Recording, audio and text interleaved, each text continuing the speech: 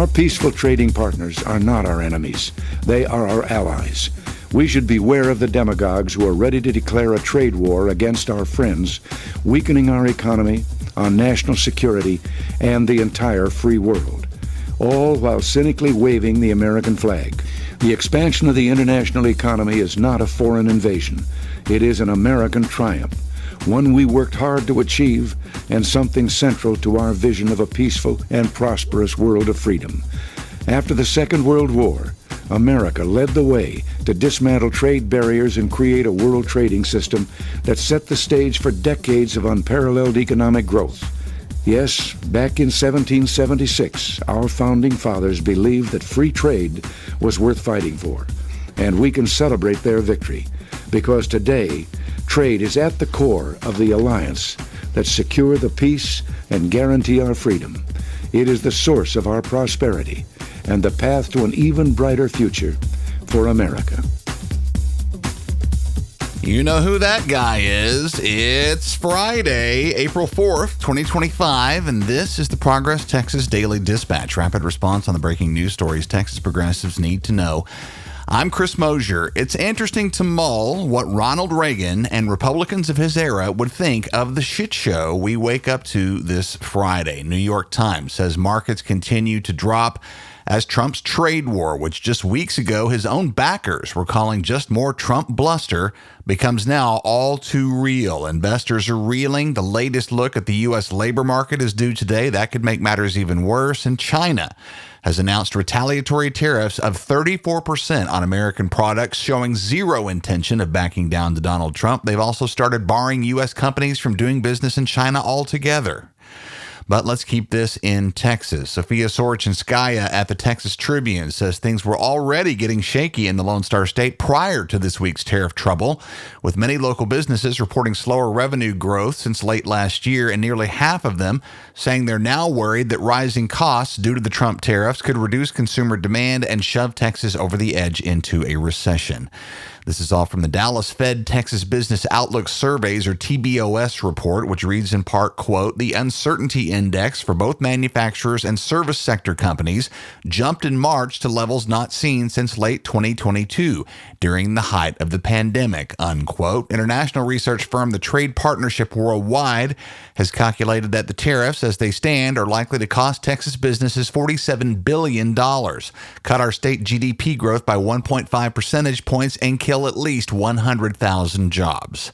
It's frankly a bad day to look at your 401k, y'all, and here's hoping you're not closing in on retirement right now. You might check on your MAGA uncle and make sure he's okay.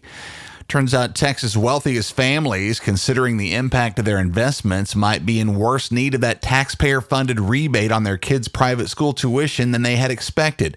And that bonus to them from you and me is one step closer to reality this morning. Cole Sullivan at WFAA in Dallas says the House Committee on Public Education, in a 9-6 party line vote, advanced House Bill 3 yesterday, still with no additional admission requirements for private schools who don't have to accept kids with special needs. The percentage of kids needing that extra care will thus almost certainly rise in our public schools, many of which are underfunded in that regard as is. The committee appears to have slacked a bit when it comes to the public transparency expected for its proceedings. In a letter to the chair and vice chair, Democratic lawmakers Ana Maria Rodriguez Ramos, Gina Hinojosa, John Bryant, Vicky Goodwin, and Christina Morales formally complained about the lack of a live internet stream of the Thursday session, revealing that the House Democratic Caucus and media outlets ended up having to set up their own cameras and streams. They're calling on our state version of DOGE, the House Committee on the Delivery of Government Efficiency, to return House proceedings to the same level of transparency required of state agencies. Rep. Rodriguez Ramos said on Blue Sky, quote, "When our government makes decisions with no cameras, the people are left in the dark, especially on the most consequential voucher bill this session," unquote.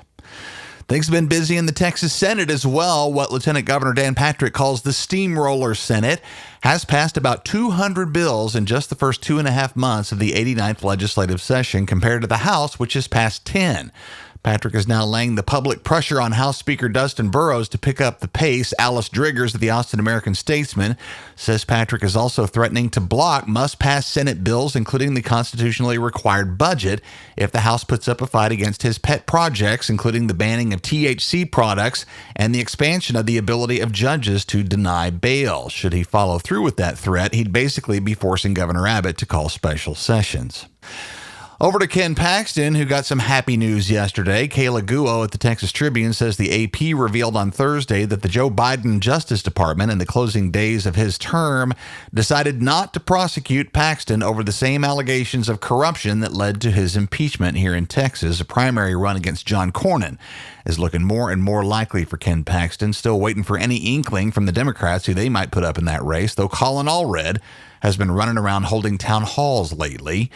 How better for Ken Paxton to celebrate a watershed legal victory than to keep on picking on drag queens? Sophia Ridley at KBTX-TV in Bryan says Paxton has filed a notice for an appeal of a federal judge's block of the enforcement of Texas A&M's ban on campus drag shows. The Foundation for Individual Rights and Expression, or FIRE, who partnered with A&M's Queer Empowerment Council to secure that legal judgment, responded yesterday saying, quote, censoring adult students' protected expression at a public university violates the First Amendment, state law, and university policy. If people don't agree with drag performances, then they simply don't need to buy a ticket.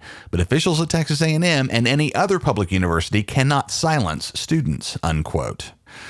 One click back on this Progress Texas podcast feed, you'll find a conversation with the local organizers of 3 of the over 30 hands-off rallies and protest events happening across Texas tomorrow, and more on that in just a moment. But during that talk, a great point was made, and that is that billionaires these days are no longer bothering to hide the fact that they are buying politicians and judges. I was reminded of that when I saw a report this morning from Eleanor Klibanoff at the Texas Tribune about an appearance yesterday at UT Austin by Governor Abbott, who was addressing a closed-door session of the UT Law Federalist Society, in which he openly bragged about influencing Texas courts on behalf of Elon Musk, touting his promise to Musk to grease the wheels in Texas as the main reason that Tesla, SpaceX, and other Musk ventures are now headquartered here, and coming right out and saying that paving the way for big business to do whatever they want is the main purpose of Abbott's new business courts, to which he appoints judges and a new appellate court specifically purposed for hearing cases by or against the state.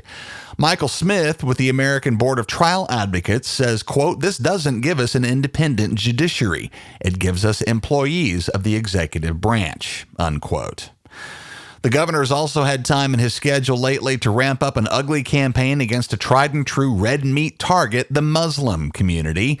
Benjamin Wormand at the Houston Chronicle says Abbott has launched what he calls a blitz of state agencies on a proposed Islamic community near Dallas and the East Plano Islamic Center, or EPIC, the mosque that's associated with developing it. The governor swearing, quote, the proposed community will never see the light of day, unquote, as he sends the Texas Rangers, the Attorney General's Office, the Texas Workforce Commission, the Texas Commission on Environmental Quality, even the Texas Funeral Service Commission, into furious action against a residential project that's really still on the drawing board. And here's a little irony.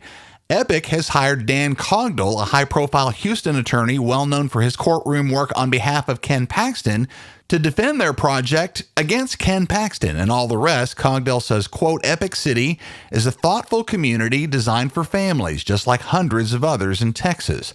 The only reason it's being unfairly targeted is because there is a mosque in the plans instead of a church or a temple. That's it.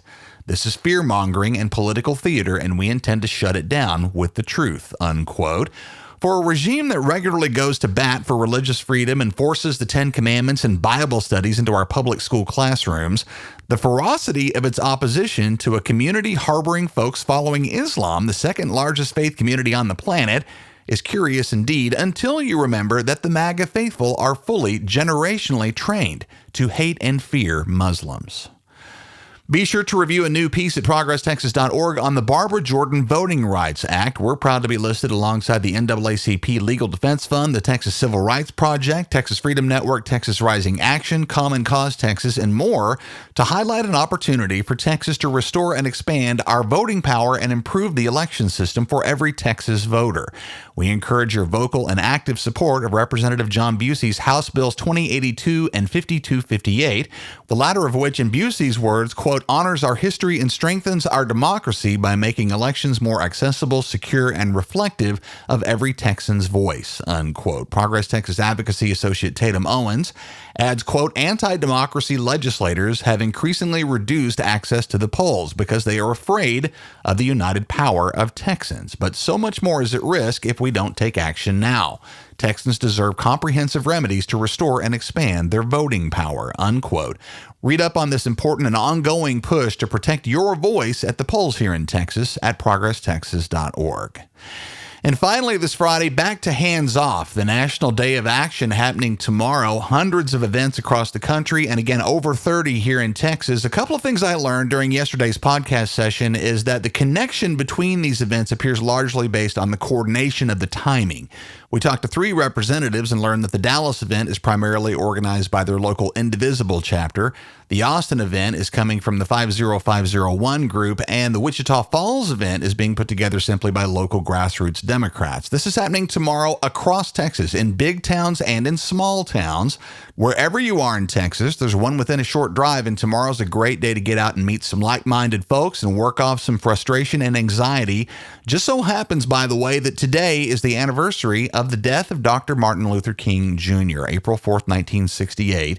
His philosophy surrounding nonviolent protest would be a great topic to spend a little time with today ahead of tomorrow's Hands Off events. As we always like to say, we're not your mama, but let's play it cool tomorrow, stay safe, and yes, have fun. Speaking of which, Progress Texas is proud to welcome San Antonio Mayor Ron Nirenberg as our guest for a live podcast taping and fundraising get-together on Tuesday, May the 6th in San Antonio, and you're invited. We look forward to a long overdue and fun get-together with y'all at our Party for Progress in San Antonio. Again, mark that date, Tuesday, May 6th, live pod taping with Mayor Ron Nirenberg and good fun with you. See the show notes and get your tickets right now. Our mission at Progress Texas is to counter the conservative disinformation machine, but they far outmatch us in funding. Oil and tech billionaires and religious right-wing activist groups spend a lot of money keeping their audiences in the dark. If you've come to appreciate the light that we shine on important political news in Texas on a daily, ongoing basis, please know that our regular, everyday listeners form a key component of our funding here. If that's you, we could use your support as a monthly contributor, and no amount is too small. Go to progresstexas.org/donate. Thanks to John Arnsparger, Emily Evans, and Wayne Owens, all 3 of whom have joined the team lately. We appreciate all of you very much. That's the Progress Texas Daily Dispatch for this Friday, April 4th, 2025. Links to all these original stories can be found in our show notes. Progress Texas is a nonprofit, rapid response media organization promoting progressive messages and actions. While campaigns come and go, we're the permanent home for progressive media and action in the Lone Star State. I'm Chris Mosier. Thanks for listening. Have a great weekend. Stay safe and have fun if you're hitting those rallies on Saturday, and we'll see you again on Monday.